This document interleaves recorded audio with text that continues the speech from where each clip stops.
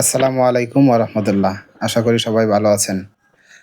গত বুধবার দিন দোকান বন্ধ করছিলাম ঈদের একদিন আগে। তো দীর্ঘ ৫-৬ দিন পরে আবার দোকান খুলতেছি। মোটামুটি ৫-৬ দিন দোকান বন্ধ ছিল। তো যেহেতু ৫-৬ দিন দোকান বন্ধ ছিল, দোকান ময়লা হওয়াটাই স্বাভাবিক। দোকান খোলার পর যেটা দেখলাম যে প্রচুর ধুলা হইছে। যেহেতু রাস্তার পাশে আমার দোকান, প্রচুর পরিমাণে ধুলা। তো ঈদের ছুটি কাটিয়ে গতকালকে বাড়ি থেকে আসছি। বাড়ি থেকে বের হয়েছিলাম বিকেলবেলা, কিন্তু রাস্তাঘাটে টুকটাক জ্যাম থাকার কারণে আসতে আসতে প্রায় রাত ১০টা বেজে যায়। ঘুমাইতে ঘুমাইতে একটু দেরি হয়ে গেছিল। আর যেহেতু প্রচুর গরম, যার ফলে রাত্রে ঘুম ঠিকঠাক মতো হয় নাই, মাথাটা একটু ব্যথা করতেছিল।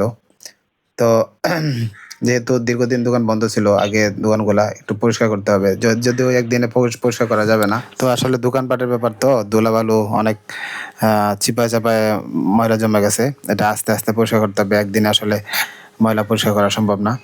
তো আজকে দোকান খোলার পরে একটা জিনিস খেয়াল করলাম যে এবারে ছুটিটা লম্বা ছুটি হয়েছে, যার ফলে ঢাকায় ফেরার পরে দেখলাম যে মানুষজন রাস্তাঘাটে অনেকটাই কম।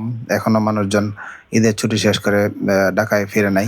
আমিও কিন্তু এবারে একটু আগেভাগেই চলে আসছি, কারণ এবারে যে গরম পড়ছে এই গরমে কিন্তু ঘরেও থাকা যাচ্ছে না, বাহিরেও কোনো জায়গায় বেড়ানো যাচ্ছে না।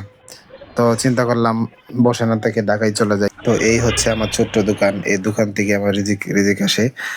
আসলে ব্যবসা করে খাওয়াটা অনেক কঠিন। দেশের মধ্যে যে অবস্থা চলতেছে, এই ব্যবসা নিয়ে অনেক হিমশিম খাচ্ছি। তারপরেও লেগে আছি, ধৈর্য ধরে পড়ে আছি। তো সবাই আমার জন্য দোয়া করবেন যেন আল্লাহ পাক আমাকে সকল বিপদ-আপদ থেকে হেফাজত করে এবং আমার ব্যবসার মধ্যে বরকত দান করে। কারণ বিকাশের লোডের ব্যবসা যারা করে তারা আর কিন্তু বহুত ধরনের সমস্যা বা বহুত প্রতারক তাদের পিছনে লেগে থাকে।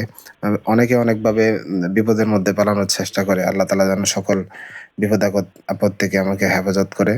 আর যারা আমার কাছ থেকে ইলেকট্রিকের পণ্য টুকটাক নেন, তারা আজকের পর থেকে সারা বাংলাদেশের যেকোনো প্রান্ত থেকে আমাদের মেসেঞ্জার বা হোয়াটসঅ্যাপে নাম, ঠিকানা, ফোন নাম্বার দিয়ে আমাদের ইলেকট্রিকের যেকোনো পণ্য আপনারা নিতে পারবেন।